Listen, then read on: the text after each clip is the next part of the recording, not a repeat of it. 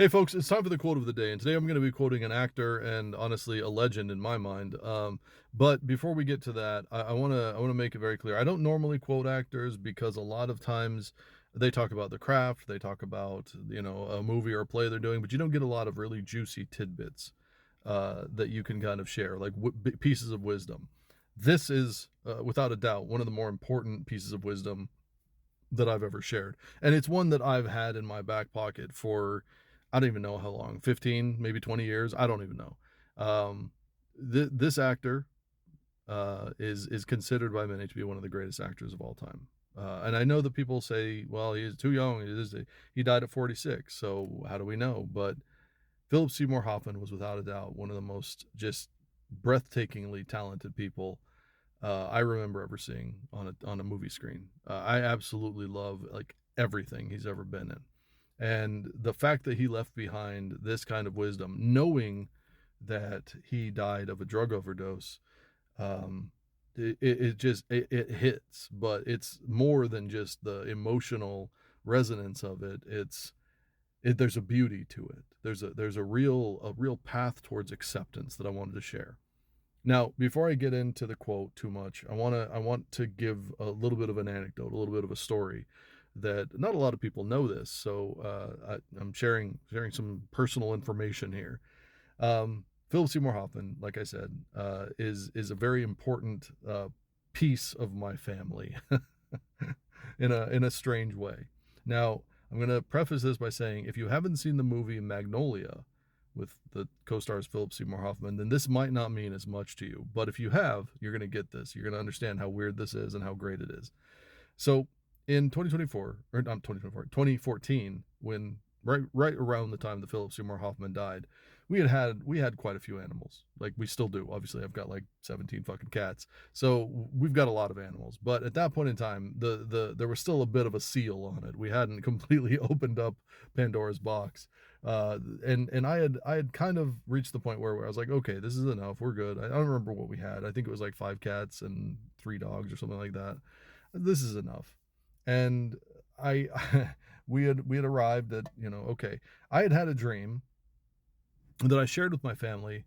We were driving somewhere and I shared this dream with my family. I said, okay, we're not getting any other animals. I was like, I had a dream last night, and I listen to my dreams very, very carefully, very closely. They're a lot of times they should end up being very accurate. So I pay attention to my dreams very closely. And uh, I I had this dream where I don't remember the kitten's name. I don't remember anything about him other than the fact that he was a gray tabby, a little kitten, gray tabby, and he was a boy. And I remember we were driving, and I was like, okay, unless we get a gray tabby, a little kitten gray tabby, that is a boy, we're not getting any more animals. That's the only animal that I'm gonna get is that one right there, and I'm not gonna buy it, so I'm not gonna go looking for it. If we happen upon a gray tabby, then it's meant to be, and we'll get him. Like that's it. 2 days later, my girlfriend comes home from work, and she's like, "You're never gonna believe what happened." Ends up that one of her coworkers knows somebody. This is like friend of a friend of a friend kind of thing that had some stray cats in their neighborhood, and one of the stray cats had given birth to a litter of kittens. Uh, One of them in their barn was a little gray boy tabby. And I was like, God damn it. The fucking universe is conspiring against me. So obviously, I had kind of proclaimed it, and we just happened to have the opportunity to get this little gray tabby. So I'm like, okay. I mean, the fucking cat distribution system is fucking rang the doorbell. What else am I supposed to do there? Like, I literally have a dream about it, and then it happens. So we get this gray tabby, and right around that same time is when Philip Seymour Hoffman dies. This is a big blow, right? Like I didn't like he didn't know him personally. Nobody really knew much about Philip Seymour Hoffman. He kept his personal life very private. So we just knew him as an actor. We knew we could appreciate the work that he did, and I did. Man, I loved this dude as an actor. And so when we were looking for a name for this little gray kitten, uh I was like, this is just there's just too much coincidence here. There's just too much there. And I'm going to give you there's another piece of this that I'm going to give you here at the end, but So we went back and forth. My daughter at the time also happened to be a really big Little Shop of Horrors fan. She was just listening to it on repeat, and so we ended up naming our little gray kitten Seymour. So his name is either, depending upon what day it is and who wants to call him, uh, Kitty Seymour Hoffman or Seymour Krelborn. It depends on your mood. He answers to both of them. He even answers to, as time goes on, and as you know, cat owners, you know that sooner or later we're gonna say something, talk to him in a funny way, baby talk, whatever you want to call it. So Seymour for me turned into Timor, and then Timor turned into Titi. So Seymour is Titi, and Seymour is Timor, and Seymour is Kitty Seymour Hoffman, and Seymour is Seymour Krelborn, and he answers to all of them. And depending upon how you call him, will determine the mood that he's in when you when you do.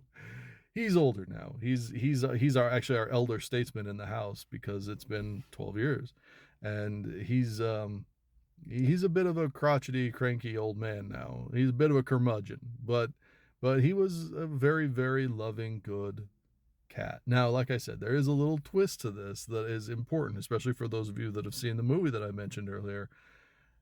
The coworker that told my girlfriend about this cat, the one that kind of set the whole thing in motion, her name is Magnolia.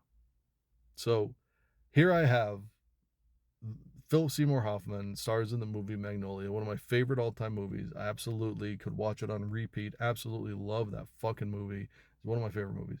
And then I have a dream about having a gray kitten, and then she goes to work, and her coworker Magnolia, like the movie, which in the movie there's all sorts of crazy shit that happens, and there's like an explanation of it, and it's like, you know, if you've seen the start of the movie, you know what I'm talking about.